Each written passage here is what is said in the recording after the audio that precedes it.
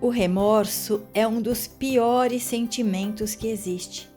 É horrível ser responsável pelo sofrimento de alguém. Você sente culpa a ponto de não conseguir se perdoar? Ou tem dificuldade de pedir perdão porque teria que admitir seu erro? Ou tem apenas medo de encarar a pessoa depois do que fez a ela? O que a gente sabe é que para resolver esse tipo de situação, nós precisamos ter muita coragem e humildade. E devemos principalmente ouvir a voz da nossa consciência que nos aconselha a reavaliar sempre as nossas atitudes e reparar os nossos erros. Meu nome é Vera Sampaio, sou terapeuta integrativa e esse é o Sabedoria de Anciã.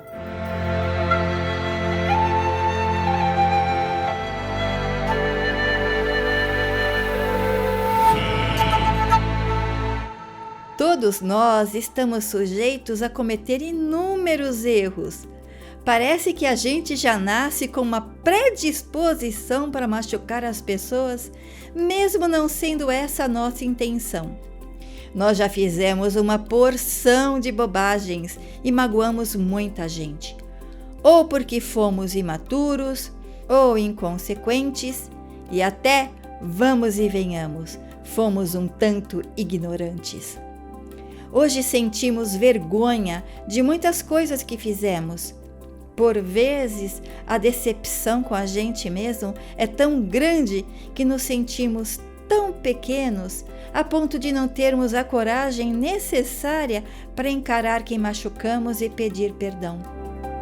Pedir que perdoe, por exemplo, o nosso descontrole emocional. Quantos de nós se descontrolam por qualquer motivo?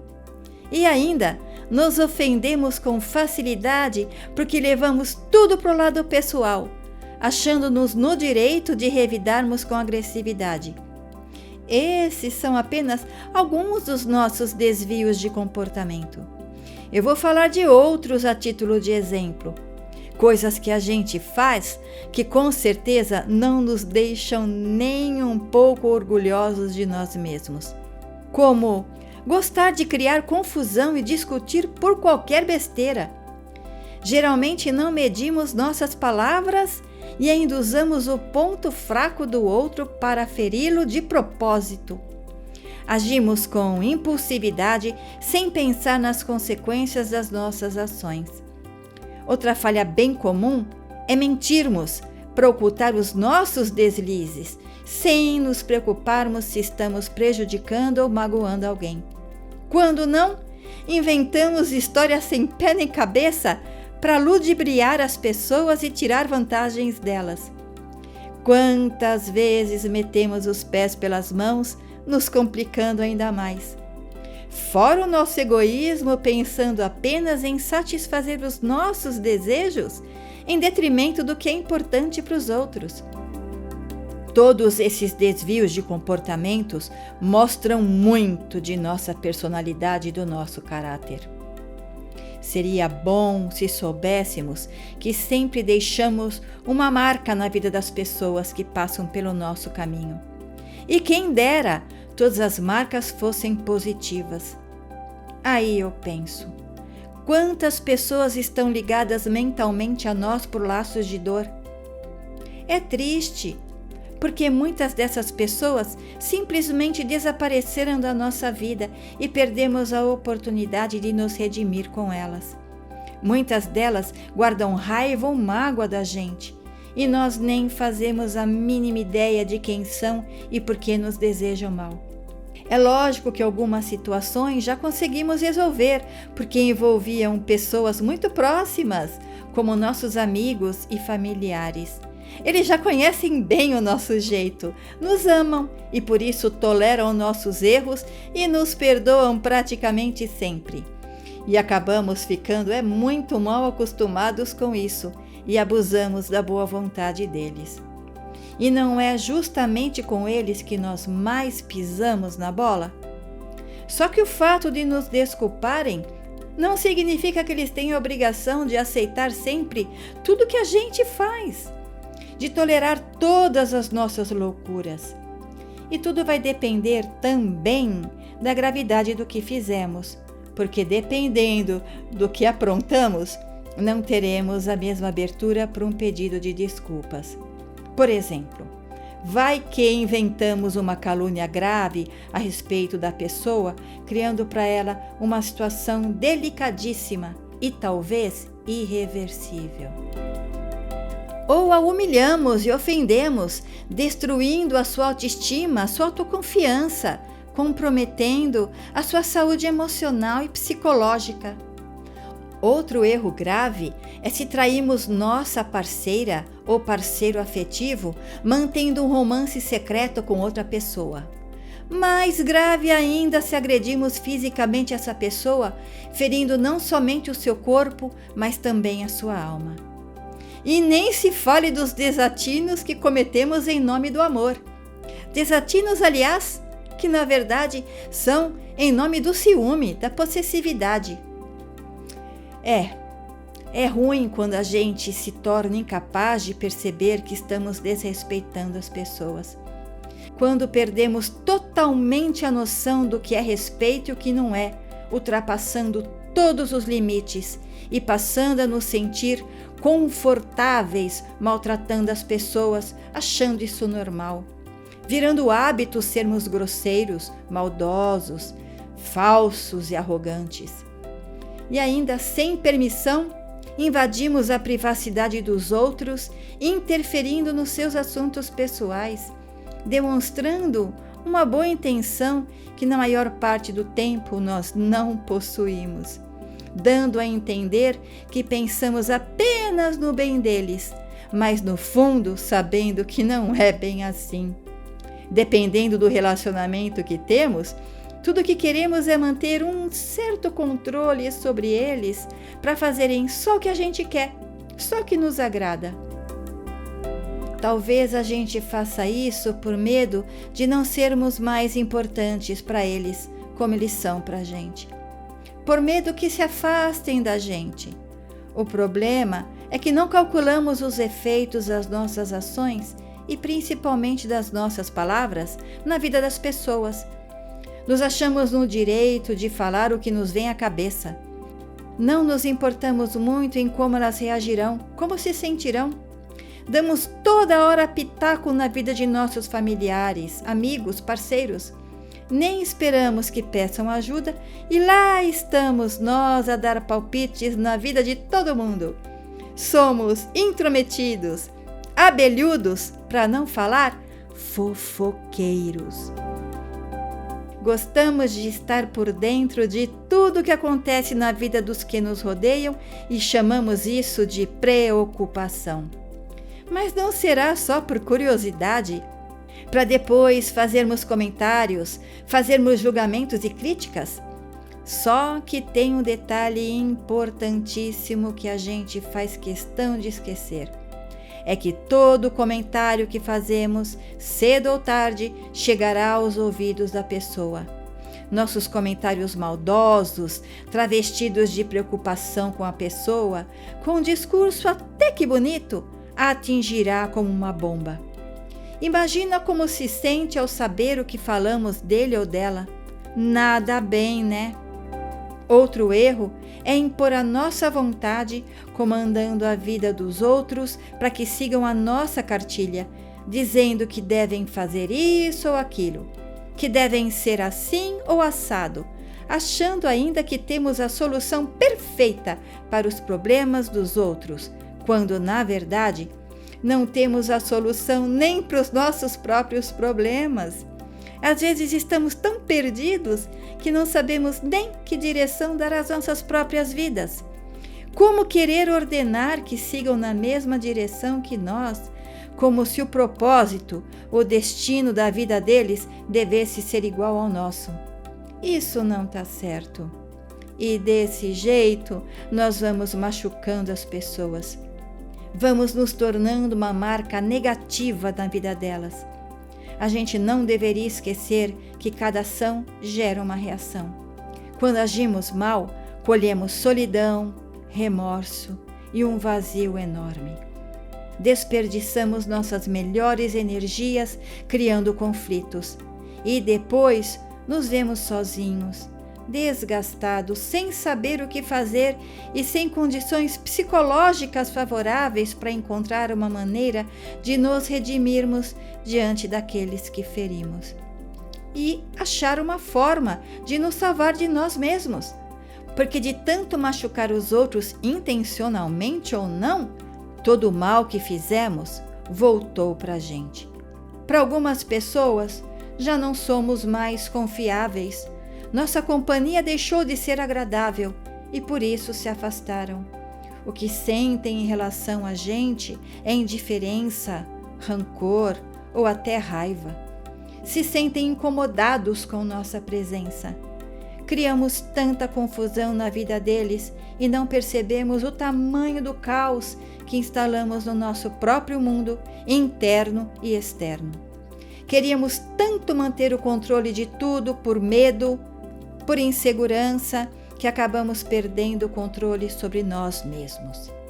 Tentamos tornar as pessoas adequadas ao nosso jeito de ser, adaptá-las ao nosso mundo pessoal, aos nossos gostos, nossas preferências, aos nossos planos, para que validem nossas escolhas.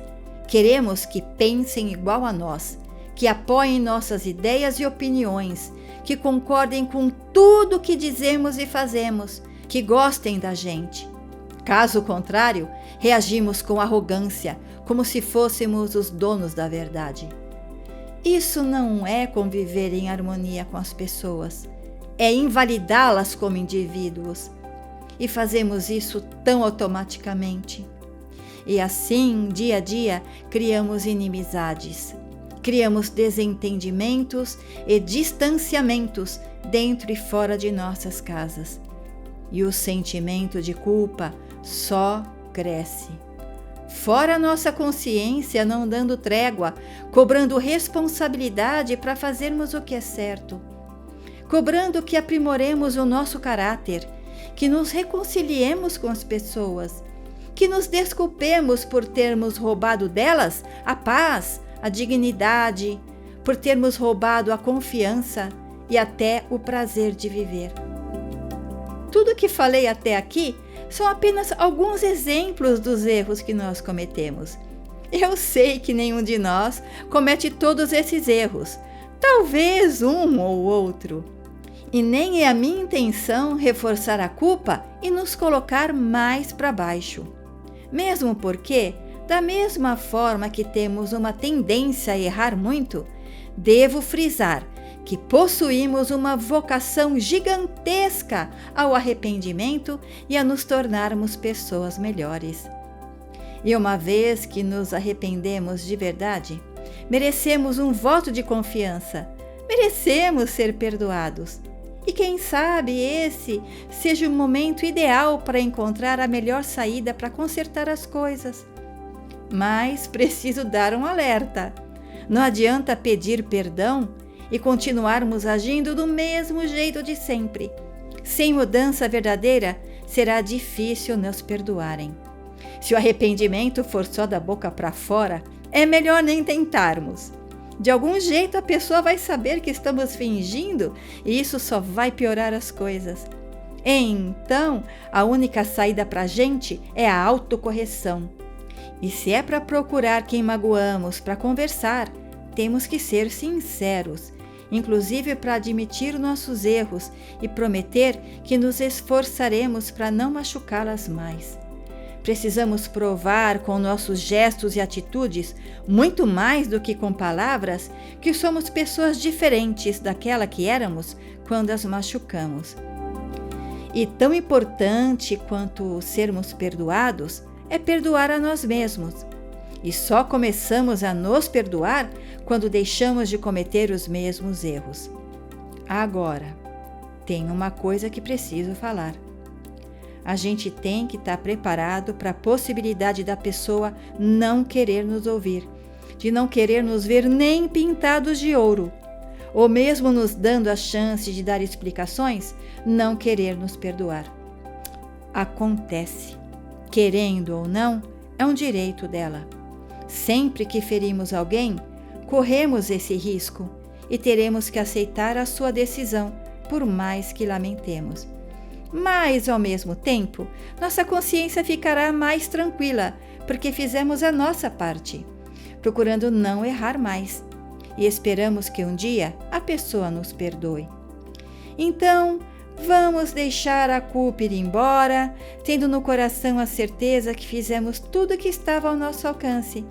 Porque ficar só alimentando a culpa, sem fazer nada para corrigir, não nos serve de nada.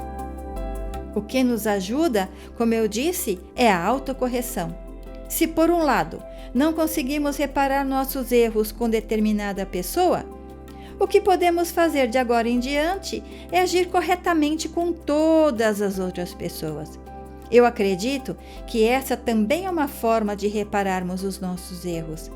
Então, se nosso erro foi ofender, que tal a partir de agora elogiar as pessoas sempre que pudermos? Se fomos mentirosos ou falsos, é hora de sermos pessoas corretas, honestas. Se agredimos, devemos aprender a controlar agora os nossos impulsos e reações em toda e qualquer situação de crise.